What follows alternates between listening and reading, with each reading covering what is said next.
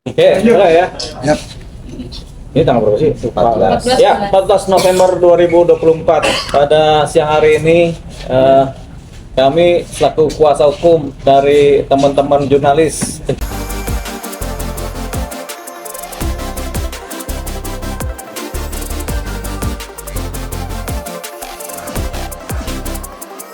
Oke, mulai ya. Yap. Ini tanggal berapa sih? Lupa. 14. Ya, 14 November 2024. Pada siang hari ini kami selaku kuasa hukum dari teman-teman jurnalis infotainment yang terdahulu pernah diancam oleh seseorang, yaitu ajudannya Atta Halilintar. Nah, ini perkaranya sudah berjalan di Polres Metro Jakarta Selatan. Perkara ini laporan nomor B2740 bulan September tahun 2024. Kejadiannya adalah di mana terjadi di Polres Jakarta Selatan, seseorang yang diduga ajudannya Atta Halilintar ini melakukan pengancaman terhadap jurnalis yang sedang melakukan pekerjaannya. Nah, ini sudah diproses di Polres Jakarta Selatan melalui laporan polisi yang dilakukan oleh teman-teman jurnalis ini. Kemudian ini bulan September laporannya, kemudian Oktober, November sudah berproses dan kemudian sudah dipanggil saksi-saksi baik dari korban maupun saksi lain termasuk dari Atta Halilintar sudah dipanggil. Dan dalam kompleksitas keterangan yang sudah lengkap ini tersebutlah bahwa seseorang ini yang diduga adalah ajudannya Atta Halilintar yang bernama Agung ini ternyata adalah anggota TNI AD. Jadi berprofesi sebagai tentara gitu. Nah, kita sebut ini sebagai oknum saja ya. Nah, ini kemudian karena terlapor atau terduga terlapor ini pelaku adalah oknum anggota TNI, jadi dari Polres Jakarta Selatan kemudian membuat gelar perkara dan kemudian berkoordinasi dengan Pomdam Jaya. Dan kemarin tanggal 12 November tahun 2024 di hari Selasa dan Rabu mereka koordinasi dan kemudian telah melimpahkan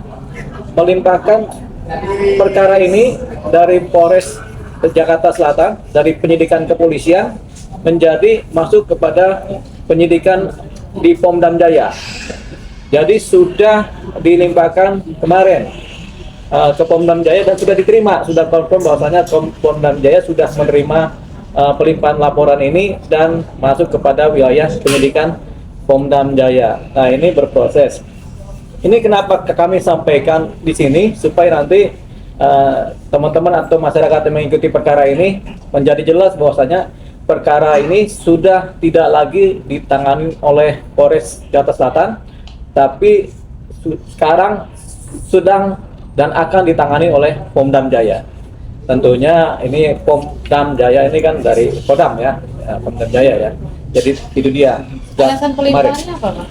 Ya. Alasan pelimpahan? Alasannya tentunya karena si terduga adalah anggota TNI, anggota Tentara Nasional Indonesia dari Angkatan Darat. Begitu. Jadi ya sudah, karena dia TNI, tentunya yang berlaku adalah sebenarnya di wilayah militer ya, sebenarnya hukum militer ya. Tapi kan ini tindakan yang dilakukan adalah pelanggar undang-undang pers ya. Yang kemudian yang namanya lintas perilaku namanya ya, tindak pidana tapi lintas perilakunya kepada pelanggar undang-undang pers, sehingga sebenarnya tidak ada kaitannya dengan hukum militer ya. Tapi karena dia adalah anggota militer, tentunya yang berwenang menurut undang-undang terhadap semua persoalan tindak pidana ini adalah pihak militer, dalam hal ini adalah penyidik Pomdam Jaya. Berarti masih aktif ya, Bang? Masih aktif. Nah, sanksinya biasanya apa, Bang?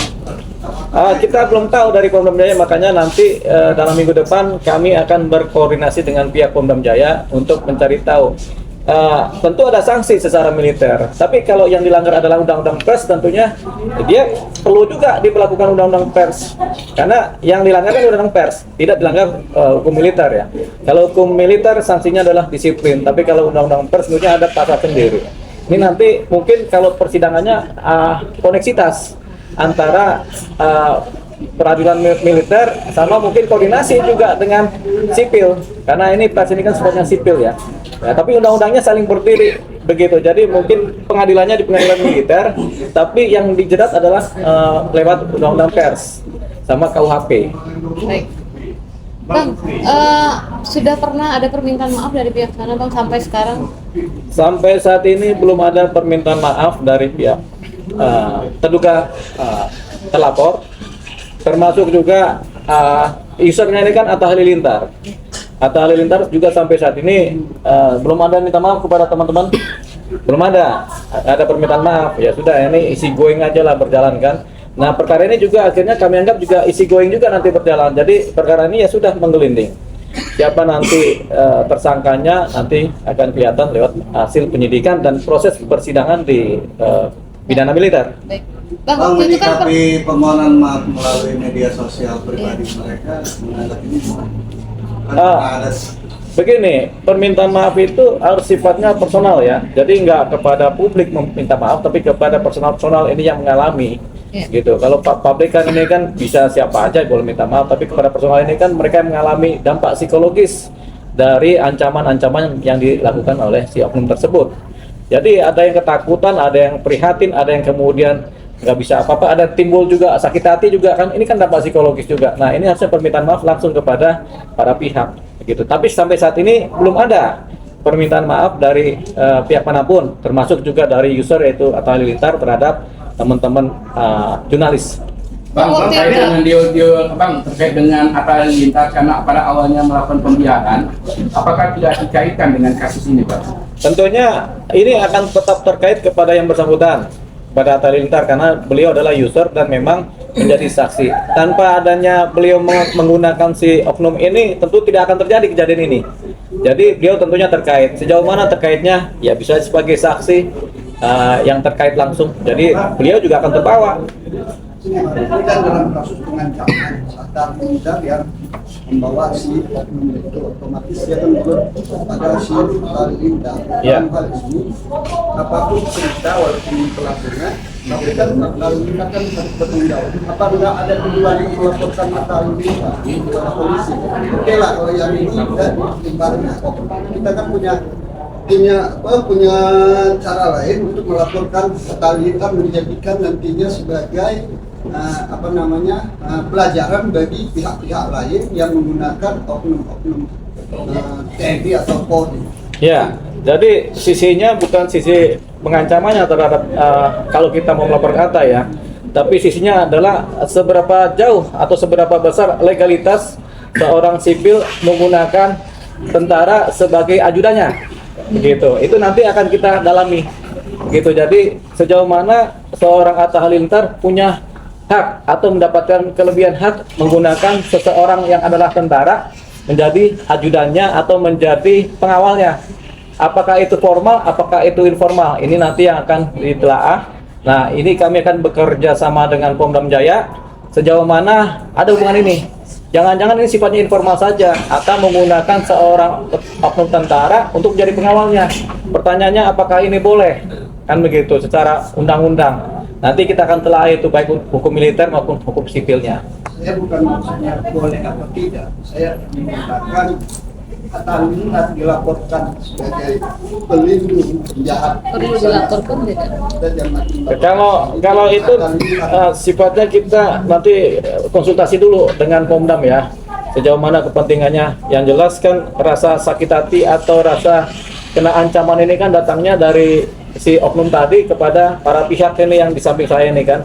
Sejauh mana mereka mengkaitkan ini dengan Atta Halilintar. Memang secara langsung ada kaitannya, tapi apakah Atta ikut berperan dalam konteks dia menyuruh mengancam? Ini yang belum kita dapat, karena faktanya memang tidak ada cerita itu. Dari BAP juga tidak ada cerita itu. Tapi yang paling penting adalah ini, dari besarnya apakah Atta menggunakan oknum ini secara resmi apa tidak? Kalau resmi dasarnya apa undang-undangnya? Itu nanti yang akan kita kejar. Kalau ini tidak resmi, bagaimana kok ini bisa terjadi? Seorang sipil kemudian punya pengawal militer, gitu. Berarti ada kemungkinan Atta akan dilaporkan gitu, Bang? Bagaimana? Ada kemungkinan Atta Halilintar akan dilaporkan gitu. Oh iya, kalau prosedurnya kemudian kita dapat ternyata ini memang tidak mengikuti undang-undang, tentunya bisa kita kejar Atta Halilintarnya tadi. Tapi untuk pengancamannya, apakah Atta menyuruh mengancam, kita belum dapat ini. Jadi kita tidak dalam posisi melaporkan Atta Halilintar dalam konteks ancam-ngancamnya. Berarti sikap Atta Halilintar itu sangat mengecewakan ya Bang? Dari Sikap Halilintar itu sangat mengecewakan terhadap kesannya cuci tangan gitu Bang mungkin. kalau dibilang cuci tangan, kita nggak tahu, ini kan urusan internal dia dengan penyidik ya dalam proses BAP ya. Tapi sejauh yang didapat dari cerita penyidik, ada kesaksian dari Atta bahwasanya yang mengawal dia secara resmi adalah anggota TNI, oknum TNI dari Angkatan Darat. Kita akan lihat bagaimana hubungannya, apakah ini permintaan resmi BKO atau bagaimana. Apakah orang sipil yang punya uang bisa kemudian menggunakan tenaga tentara untuk mengawal, atau bisa apa tidak, ini kita lihat. Kalau nggak salah ini jawabannya adalah tidak bisa, begitu. Bang, malamnya kan Atta sempat klarifikasi, malam atau besoknya gitu, dia bilang si yang bersangkutan bukan bagian dari karyawan atau timnya dia gitu. Ya, Apa itu faktualnya itu adalah bentuk pengingkaran dari keadaan ya. Ya. Fakta-fakta di lapangan menjelaskan bahwasanya beliau dan cerita dari teman-teman memang si oknum ini memang adalah ajudannya Atta, pengawalnya Atta. Fakta di lapangan begitu sudah rutin bertemu para teman-teman jurnalis ini dengan waktu meliput Atta, ya dia inilah sebagai pengawalnya. Tapi kalau Atta mengingkari, nggak apa-apa, sementara dia punya hak untuk mengingkari. Tapi nanti ketika kita pendalaman, nanti akan ketahuan bagaimana hubungannya. Ya. Karena ada kesaksian dari Atta juga, ya ini memang karyawan yang dia pecat. Kan ada begitu sudah Ya. terpublikasi. Kemudian dia ralat lagi, oh ini bukan karyawan kami. Nah itu adalah dua posisi yang bertentangan dalam konteks penerangan dari Atta Halilintar kepada bukti. Nah ini yang nanti kita juga Baik. kejar. Bukti apa aja Bang sampai saat ini yang sudah diserahkan kepada kepolisian? Bukti yang ada di kepolisian sudah diserahkan. Pertama adalah kesaksian-kesaksian mengenai kronologis, kemudian bukti-bukti faktual, gambar-gambar, keterangan-keterangan video yang menggambarkan bagaimana ancaman terjadi terhadap teman-teman jurnalis dari si oknum tadi. Kemudian yang lainnya adalah cerita-cerita di lapangan yang sudah disampaikan oleh teman-teman jurnalis kepada pihak penyidik, di mana bahwasanya yang bersangkutan, yang terlapor ini memang adalah ajudan dari Atta karena setiap hari bertemu mereka di lapangan. Bang, ada info atau kemungkinan Atta juga dipanggil sebagai saksi Bang? Di Pomdam. Di Pomda maupun Kalau di Polda, Polres Bang? sudah, Atta sudah di BAP di Polres Jakarta Selatan. Menurut keterangan penyidik sudah di BAP dan hasilnya Atta mengakui dan menyatakan bahwasanya ajudan ini adalah anggota TNI dari Angkatan Darat. Disewa? Kita belum tahu. Bagaimana? Makanya kita tanya apakah hubungannya resmi, formal, ataukah ini informal. Resmi bagaimana hubungan hukumnya, kemudian bagaimana undang-undangnya. Kalau tidak resmi, bagaimana ini bisa terjadi? Baik.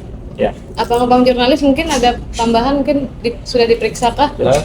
Kemudian apa aja mungkin hasil pemeriksaan dari kepolisian Bang? Kalau untuk hasil pemeriksaan ya kita yang sesuai apa yang kemarin terjadi di lapangan. Ya. Untuk pemeriksaan dan untuk buktinya kita kan sudah kirim video tayangannya yang dari hasilnya yang menunjuk ke rekan-rekan karyawan jurnalis semua. Pertanyaan dari kepolisian seputar apa aja Bang? Pertanyaannya permasalahan yang kemarin di lapangan itu. Kronologi. Iya, kronologi. Baik. Oke. Bang, ini langkah selanjutnya apa nih Bang? Ya, Langsung ke Pomdam ke kah? Pomdam. Nanti kita minggu depan kita bertanda ke Pomdam. Jadi sudah ada pembicaraan informal antara kami kuasa hukum dengan tim dari Pomdam. Bang, terakhir ada kemungkinan damai tidak Bang? Kalau memang Atta langsung nih menemui tim teman-teman jurnalis gitu Bang? Apa menerima permintaan maaf atau lanjut ke jalur hukum? Kalau kemungkinan damai, semua perkara yang sifatnya seperti ini ada kemungkinan damai. Namanya restoratif justice. Ya. Tapi ini tergantung bagaimana kemudian keaktifan dari pihak terlapor ataupun dari pihak Atta, apakah ada damai apa tidak. Tapi yang jelas, walaupun sudah aktif, kalau teman-teman dari korban ini kemudian tetap harus ini jalan terus perkara, ya ini perkara jalan terus. Jadi kita kembalikan kepada teman-teman yang menjadi korban secara langsung sama teman-teman dari para jurnalis secara pada umumnya, arahnya kemana begitu. Tapi yang jelas ini perkara pada umumnya perkara akan berujung pada peradilan gitu. Baik. Baik. Oke. Hey.